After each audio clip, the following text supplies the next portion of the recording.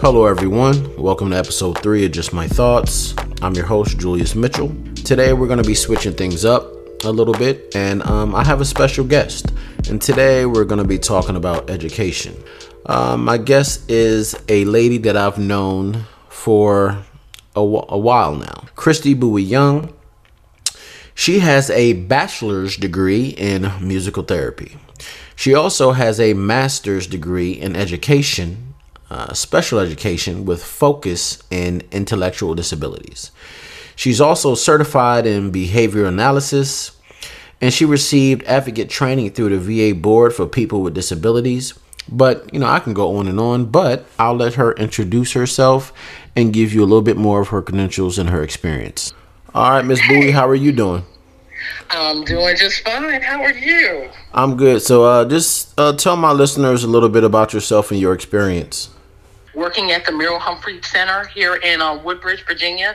It's a daycare that's unique in that it mainly serves children with disabilities. Got my bachelor's degree in music therapy, then got my master's in special education with a focus in intellectual disabilities. Later on down the way, I got a certification in behavior analysis, and I have 3 handsome sons, 2 who have autism and other disabilities.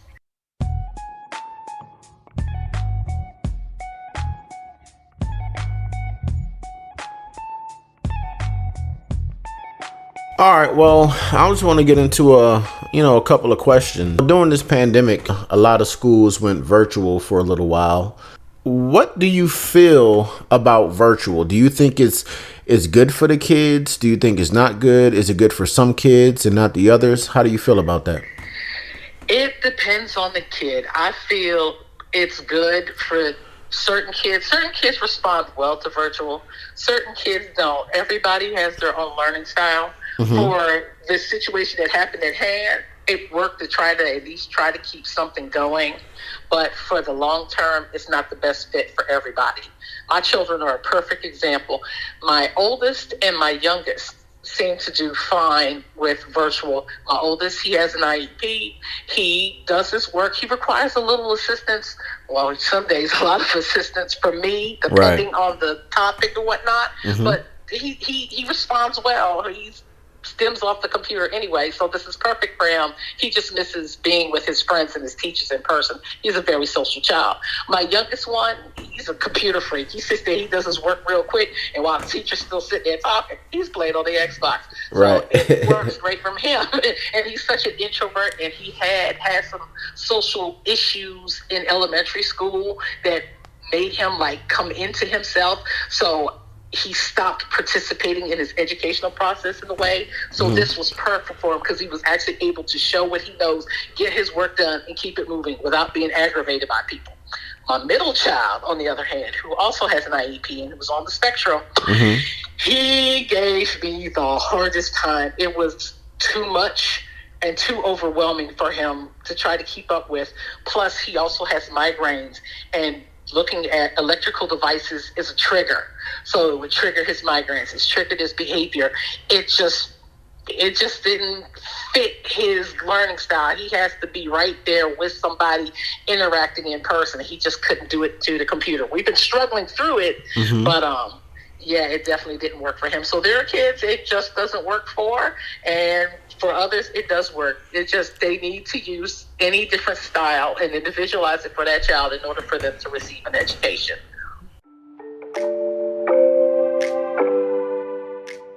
Another question I have, I've worked with you for a little while when we worked for Prince William County Schools. And I saw that you were good with general education kids and special education kids. You was able to get people motivated. So some of my listeners might have students with disabilities. Some of them might not have any kids with disabilities. But what do you recommend for parents to do to get their kids motivated doing the virtual learning? Do you have any tips for parents to get their kids motivated? First thing off the top of my head is finding the child center. I work well with kids because if they're not my child in particular, I get to know how they tick. I get to know their likes and dislikes. Everybody has what they prefer and don't prefer. So I take the things that they prefer and I use that as a means to draw them in, to motivate them, to spark their interest. Because if you can pair what they don't like to do with something that they like to do, try to mask it, it'll keep them engaged. You have to find what works for that child to engage them. I'm still trying to find certain things with my middle child. I know what my oldest child loves. He loves Disney and Star Wars. I could dress it up looking like Luke Skywalker all day. Right. In it. My youngest one, if it's F1 racing, baseball, or football, give him some sports. He's got it. He's good. My middle one, some days, some work, I have to have a huge bag of tricks for him because his interests change so fast, especially depending on his behavior. If he don't want to do it, he just ain't going to do it. So then I have to initiate de-escalation strategies because he will get right mad or try to find ways to, okay, just go chill out for a bit. Let's slowly work you back into it again. It's just about finding what makes the child tick. Right. And using that as a tool in order to get them engaged and active in their own learning. Moving on to the next question. Raising a child, period, can be difficult.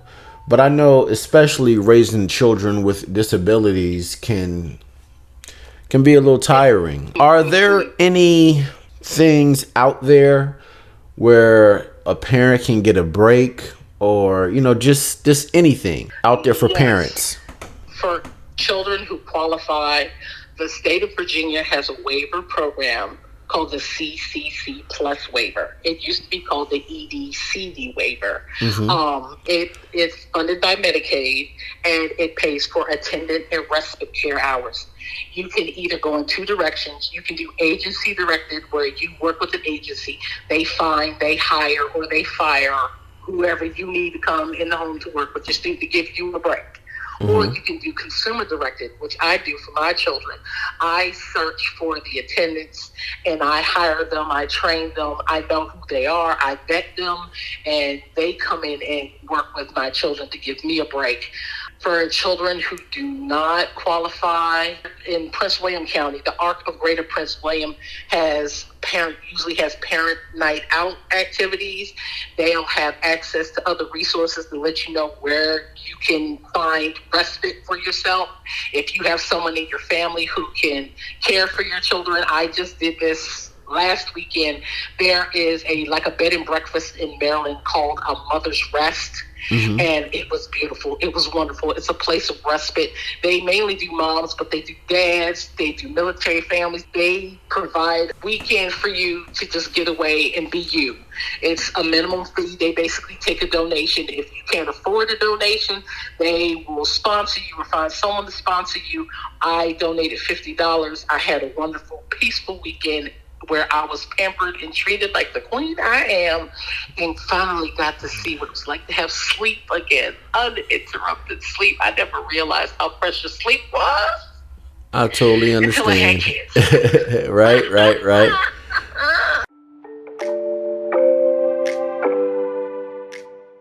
So I know sometimes when your child is not doing too good in school, the school might recommend retention. When the school recommends that, does a parent actually have to agree to it?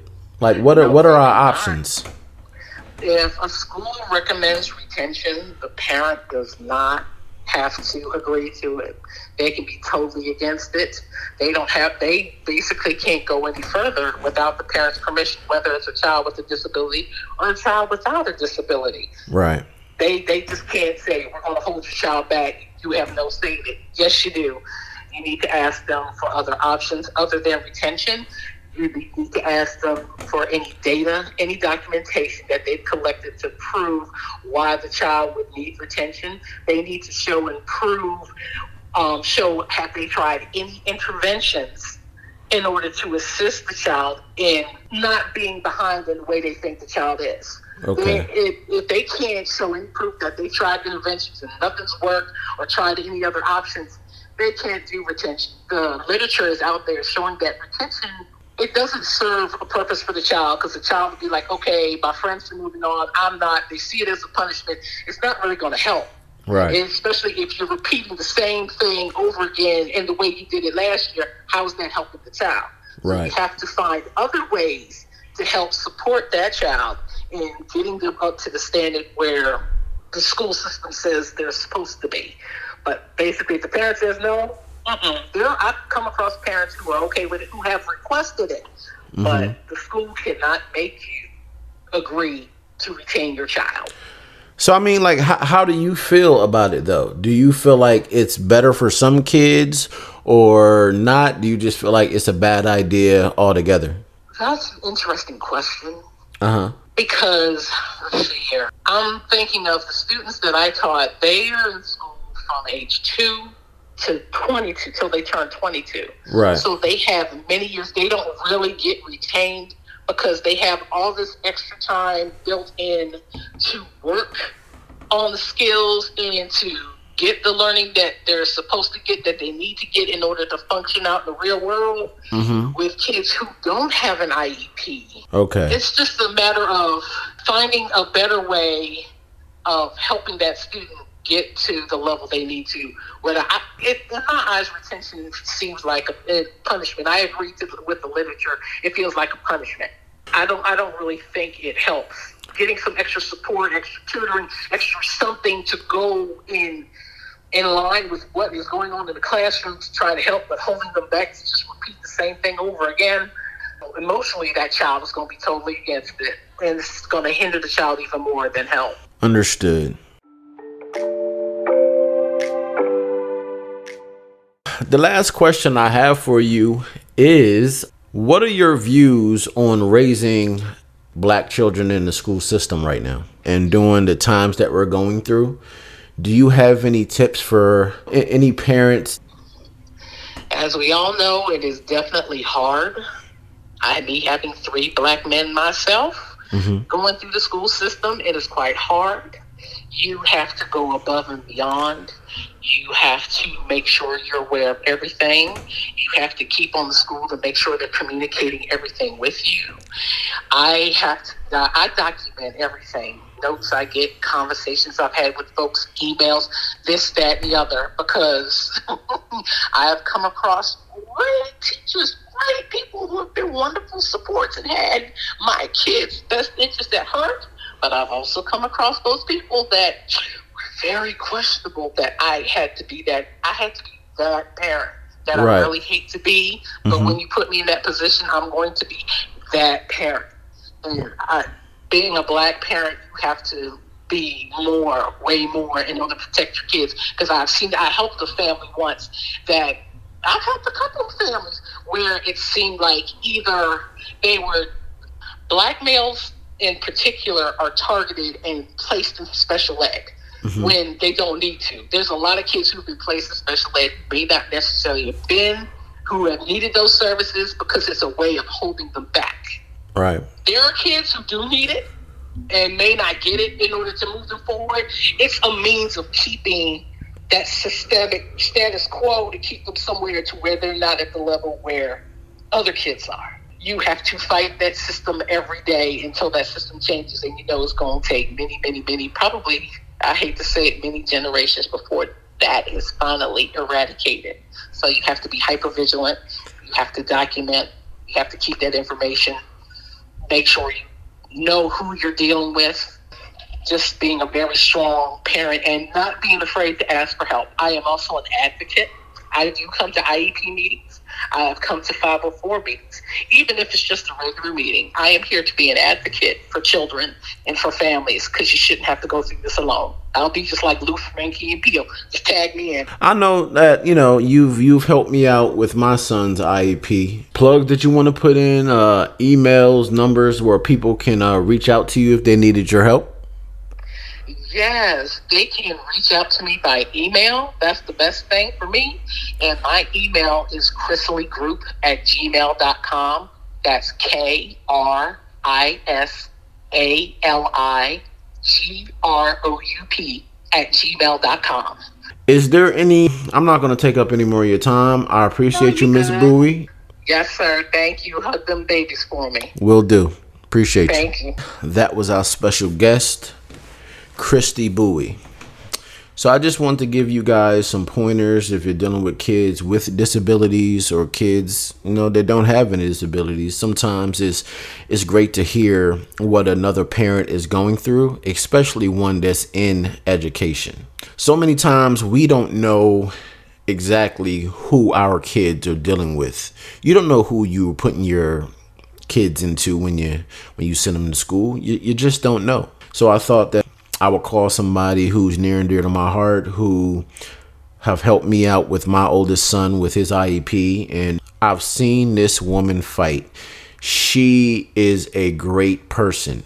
So if you guys have any questions, don't be afraid to reach out. She will get back to you. That ends episode 3 of Just My Thoughts Education. Let me know what you guys think. Comment below and let me know the different things that you guys have went through with your children and your children's teacher. All right. Peace.